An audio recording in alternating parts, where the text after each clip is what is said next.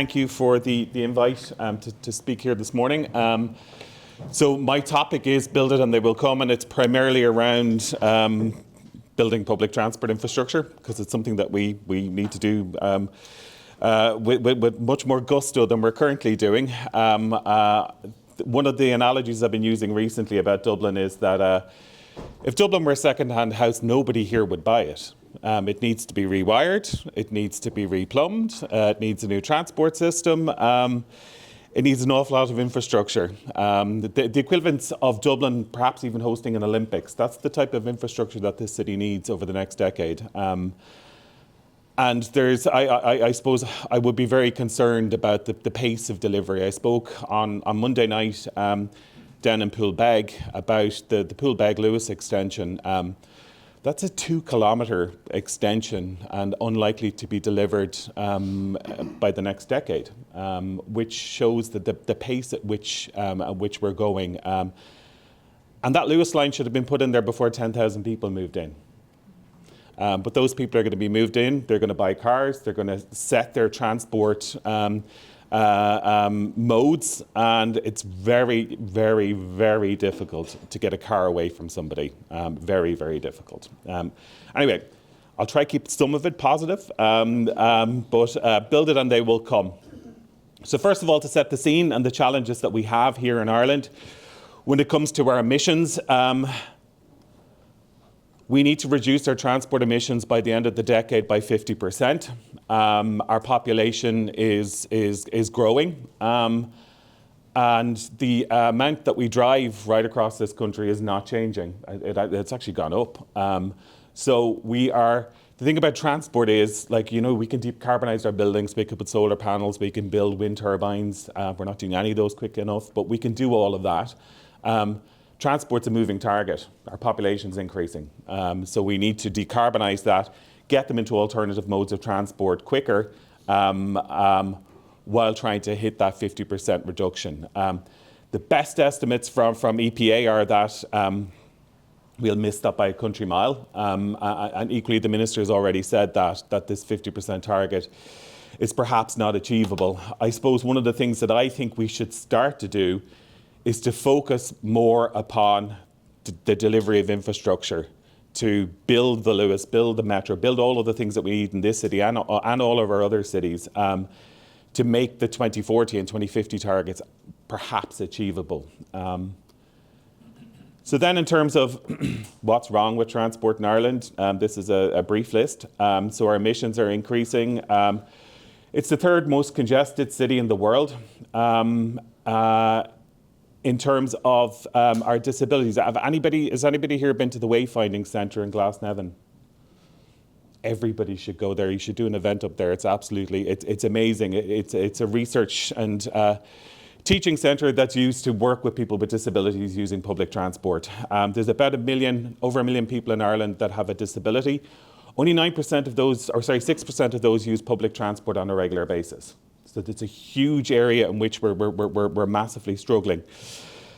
I'm going to talk more a little bit about our driving. There's premature deaths due to air quality. As Michael said at the start, we need better data. Dublin City Council and Smart Dublin have great sensors right across the city to constantly show us how bad it is. The NDP has 35 billion to spend on transport, and our road casualties and our accidents are also increasing. So how do we do it? So this is what the climate action plan, we used to have climate action plans, we haven't had one in a while. The plan around in the climate action plan was to increase our active travel trips by 50%, sell about 1 million electric vehicles, reduce our fossil fuel usage by 50%, reduce our distances travelled by 20%, and have a 130% increase in public transport trips. The past couple of weeks and what's happening right across the world have shown us that we need to break our dependence upon fossil fuels. We need alternatives. We need alternatives quickly. We have an infrastructure crisis. And all of this needs to happen with much more pace than it currently is. So as I said, our population is increasing. These are some of the projections in terms of from the CSO, and I'll talk a little bit more about Dublin specifically. In terms of, again, as was mentioned, data is king in this. We need to have baselines. We need to see how far we're going. We need to know how people are moving. This is from the National Transport Authority's Household Travel Survey. That survey captures information on how we all travel, where we travel, etc. So this shows that in Ireland, 70% of people are within a 15-minute walk of a shop. And then you can see pubs or restaurants, public transport, etc. This then shows the types of trips that we make. The census, a lot of people use census data to look at transport and travel. But that only captures the top there, work or business and school. Whereas the other trips that we make take up a much higher proportion of our trips, and they tend to be always relatively by car. One of the trends that you can see here, back in 2017, about 28% of our trips were to work. That decreased during the pandemic, and we're starting to see an upward trajectory on that value. Then in terms of the percentage of transport trips, in 2012, 70.1% of trips in Ireland were made by car, and in 2024, that was 71.3%. So despite spending billions on public transport and active transport, we're not getting there. We're not hitting the targets that we need to be hitting to reduce the emissions that I mentioned at the start. Then in terms of Dublin, 54% of trips in Dublin are made by car. As you can see, walk is a huge percentage of our trips in Dublin. So in the city and our suburbs, about 30% of all trips are walked. Then you can see bus and light rail. So the percentages of those are very low compared to international standards.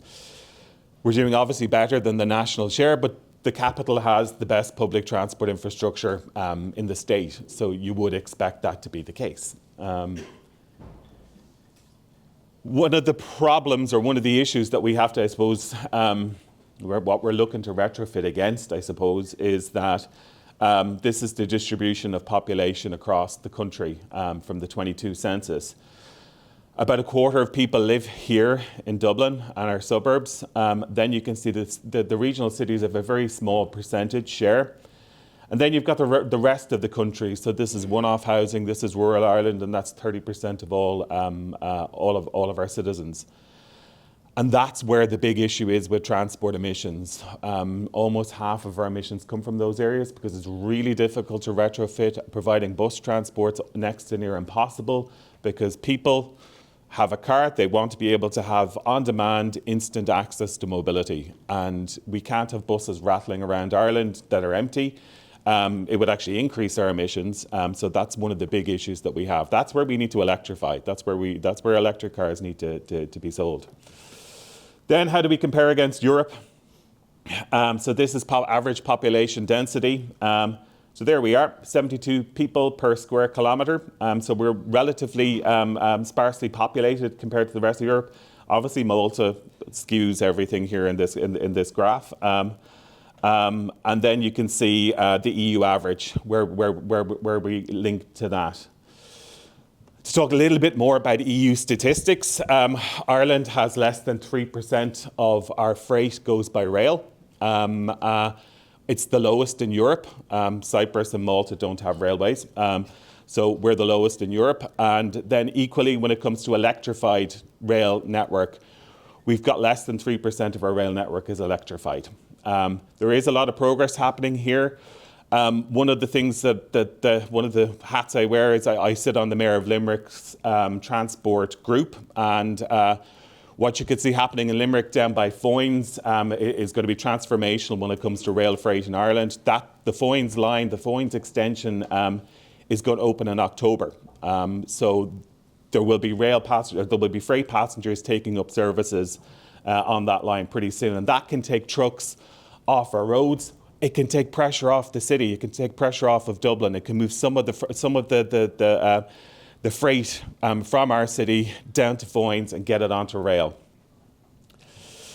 So in terms of population growth, in a low growth scenario, Dublin will hit about 1.4 million by 2040, and on a high growth, it's a bit larger than that. Then when you look at the congestion costs, so in 2040, these are two different scenarios, but either scenario we're going to be paying over 1.4 billion euro a year in congestion. That has real life impacts on people. It also has big impacts upon industry. It has big impacts upon foreign direct investment. Companies aren't going to want to come to a city that's completely and utterly shut down by congestion, third worst in the world. And the investment that we're putting into it in order to fix that is nowhere near enough. But it's not just a Dublin problem.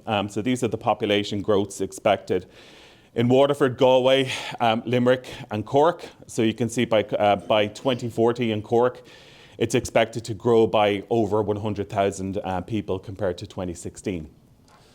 And then they have their congestion problems too. So the one that always had said, Limerick isn't in this because of an analysis problem, but this was research done by the Department of Transport.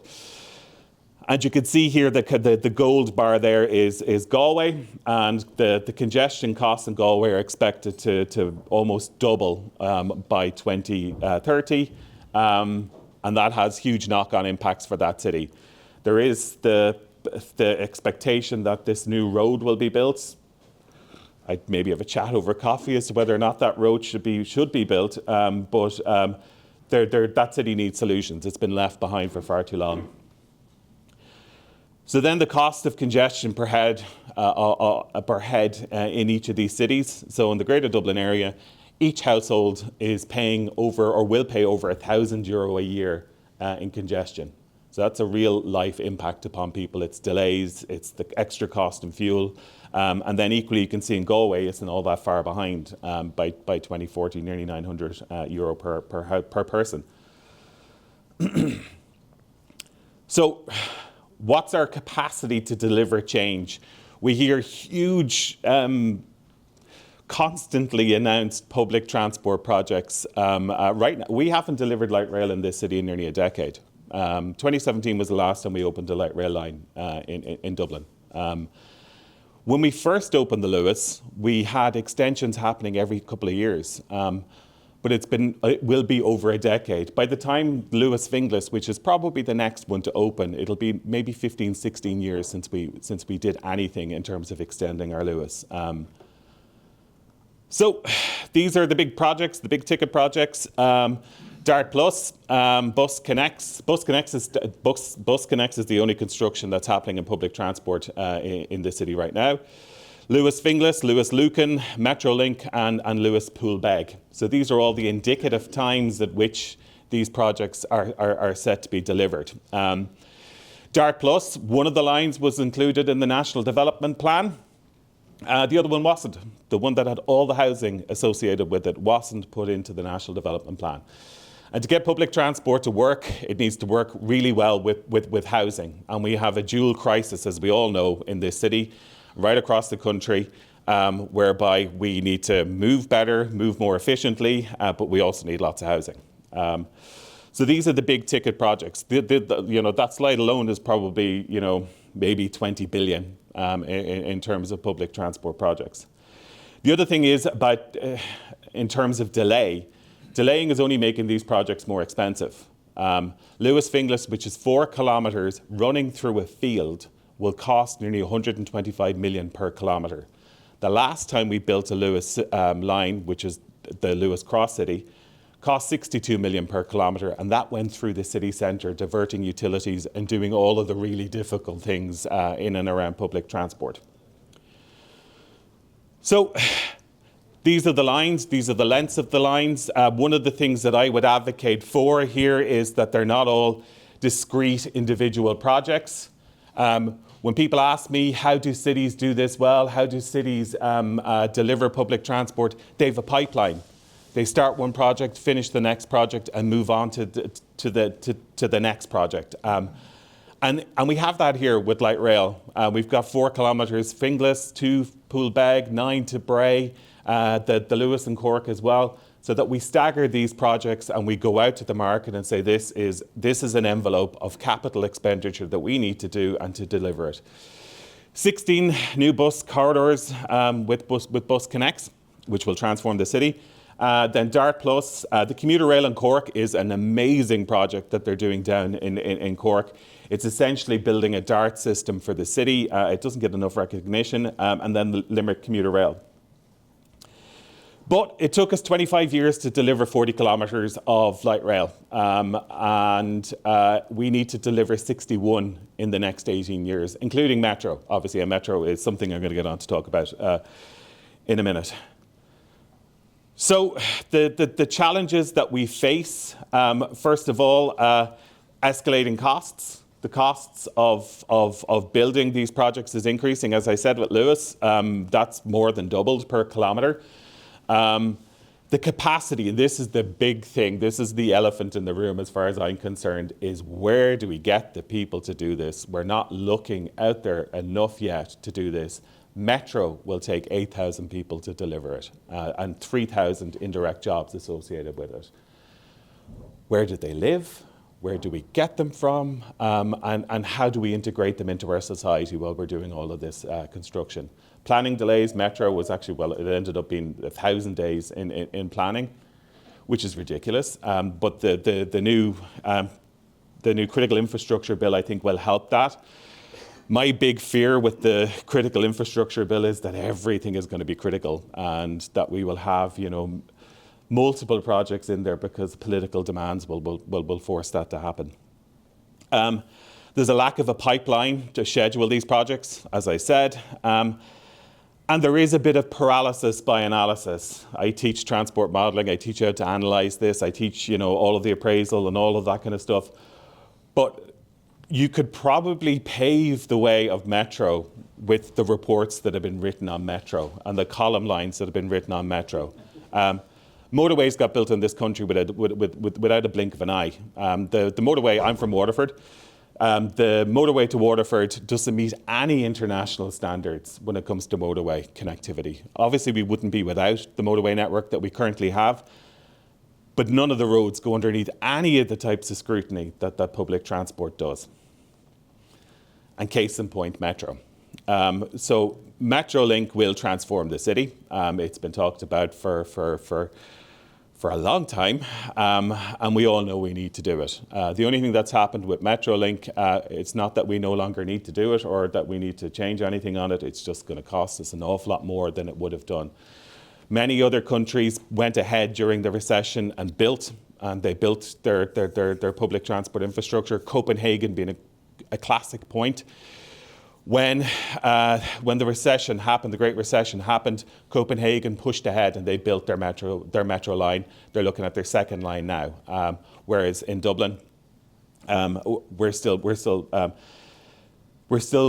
trying to get it off the ground, but I'm very positive about it now. So this is Metro as it goes through Trinity. The red star there is the civil engineering building in Trinity. And it's going to go underneath our campus. So a couple of mythbusters. There's an awful lot put out in the media about Metro, and I suppose when you dig up a city, you uncover a lot of dinosaurs, and they're all out, and they're all talking about how this shouldn't happen and how it should be. We should do something else. I, for the life of me, can't see what else we can do to move the amount of people that we need to move. The reports say it's going to cost 25 billion. That's incorrect. If people read the analysis, that is if the sky falls in type of territory. Then someone will say to me, Brian, what about the Children's Hospital? To equate Metro to the Children's Hospital would be like starting Metro, starting to tunnel, and then bringing it to Navan instead of the airport. So that's the type of mismanagement that happened on that project. Where's the cost-benefit analysis? There's no cost-benefit analysis done. It's here. The 600 pages of cost-benefit analysis. And that one always perplexes me. And then people say, well, it wasn't done by the Department of Finance. The Department of Finance don't do cost-benefit analysis. It's the project proposers that do cost-benefit analysis. What does it say? Every single benefit cost ratio with all of the different scenarios, low growth, high growth, all come out positive. They expect that the project will bring back nearly 16 billion in user benefits over 60 years. Right now where the project is, it's going through its final stages of appraisal. That value will have increased, I suspect. But taking that value, every day our city doesn't have a metro, it's losing €700,000 in user benefits. People getting around quicker, lower congestion, better air quality, all of these things. This is what we're losing out on a daily basis. And that's one of the things, I suppose, this kind of opportunity cost that isn't spoken about enough, and how you equate that and how you get that across to people, how you get that across to politicians and to the general public. I would say on Metro, I think it's going to happen. I think there's massive cross-party political support for it to happen, and I suspect it'll probably get a green light by the end of the year. Then the other thing that certain people say is, oh, sure, the bus will do it. The bus hasn't a hope of meeting the type of demand that a metro would have. It would take, and this is, so a metro train can run every 90 seconds. So that's 40 trains per direction per hour. So that would require 444 buses. It would require 16,000 cars. The Luas line doesn't have the capacity, given the populations that it's looking to move. And I suppose that's the big thing. We could have 16,000 cars going out to the airport, but what would happen? You would just have a huge congestion. There's no roads. We'd have to build motorways underneath the city to accommodate that. Make them autonomous. What's that going to do? It's not going to move the same amount of people. You're going to have increased carbon costs due to the vehicles. You're going to have increased congestion. It's just, none of them stack up compared to building metro. So that is one of the big problems. The other thing, it's not an airport line. It goes to the airport, and the airport is a really important stop on that line. But I think less than 20% of the passengers will use that line. It's a line for North County Dublin that's been promised for nearly 30 years, and it has stalled progress, and it has also, there's been a huge amount of housing that's been delivered on the back of a metro system being out at that part of the city. MetroLink will connect 175,000 people, 250,000 jobs within a 10-minute walk of the system. It will connect 127 schools, 5 hospitals, and 3 universities. So it connects right across the city. Another thing people say is that, it's not connected to other public transport. Of course it is. You have to assume that people will walk between modes of transport, that they will go from Luas to Metro, that they will go from bus to Metro, they will go from heavy rail to Metro. And that's what will happen, because that's what happens in other cities. And I suppose back to the slide here about the people that say, oh, you build a loop under the city and put loads of Teslas in it and that will do it. Show me a city that does that. Show me a city that's doing that successfully, and show me the modelling around it, and I'd be willing to change my mind. So build it and they will come. We've seen that. Public transport figures in the city have never been higher. Obviously the dip's there from COVID. We've never had more people use Dublin Bus, Luas, Dart. It is expanding. And again, as we saw a couple of weeks ago, that we need alternatives. We need alternatives to fossil fuel, and we need to be able to get people around our city in a more sustainable way. The blueprint for that is the Greater Dublin Area Transport Strategy. Between 2022 and 2042. I was fortunate enough to be one of the advisors on this strategy, and it sets out the blueprint of what we need to do. It looks at all of the best modelling, all of the best data, and it sets out what we need to do. The only thing is, it's going to cost a huge amount of money. So this is what is planned to happen before 2042. So here you will see Metro is constructed, Poolbeg Luas is constructed, Finglas extension happens, a Bray extension happens, and then the Lucan line happens. And For me, after MetroLink, the Lucan line is the line that this city and the region is crying out for. Again, Lucan was mentioned when we were building the Green Line and building the Red Line. That's how far back it goes. Then in terms of heavy rail, there's DART plus West, which is in the National Development Plan. And then there's DART plus Southwest, which isn't in the National Development Plan.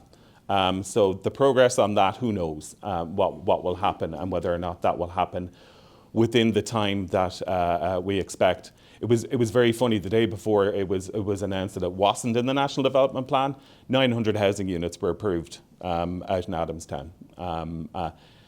Equally, as I said at the start, what happened in Poolbeg, 10,000 people will move in there without the Luas being constructed. Then this is the optimal light rail strategy, whereby you can see light rail kind of traverses right around the city. There's a new light rail line, let's say, for example, the one there from Sandyford. That goes through the city. It follows the old alignment that was expected for the Eastern Bypass. So the alignment is there. It's a fantastic idea. It will serve UCD. After the airport, more people go to UCD than anywhere else in the city. And it will connect up, go out to Bray, and it will bring the Green Line back to what it was. It will take passengers. The Green Line will stop as it used to do in Sandyford, and then the other line will continue on out to Bray to relieve some of the congestion on that line. So to conclude, so there's no longer vast amount of uncertainty as to what will happen. We all know what the challenges are ahead of us. We all know how serious they are. We all know how much they're going to cost. We all know how long they're going to take. I don't think that agencies should be planning this in silos. I think housing needs to talk to transport, needs to talk to energy, needs to talk to Irish Water. We're digging up the city. Let's dig it up once and do it right. Like there's lots of things that we missed. We missed, like say for example, putting a fuel line to the airport through the port tunnel. That would have been a great idea. We would have gotten rid of a huge amount of heavy goods going through the port tunnel. So things like that we need to be much more on top of. The pipeline of projects, that really needs to happen. We need to look. There are so many cities right across the world that have done this. The people that are in charge of this also know about this, but we need to have this pipeline. We need to convince government that this is there. Industry needs to do it. Citizens need to do it. All of this needs to happen. And then the final point, this is the 100 years since we started construction of Ardna Crusha. We need that type of bravery. We need that type of foresight to deliver infrastructure. The only thing is, we need to deliver about 10 Ardna Crushas right across the country, right all at once, and that's the big issue. And how do we get the labour to do it? How do we get the cash to do it? All of these types of things. And unless we do it, our city will not be the vibrant city that we currently have. It is not future-proofed. And as I said at the start, if it were a second-hand house, we would probably all walk away from it. Okay, that's me done. Thank you very much.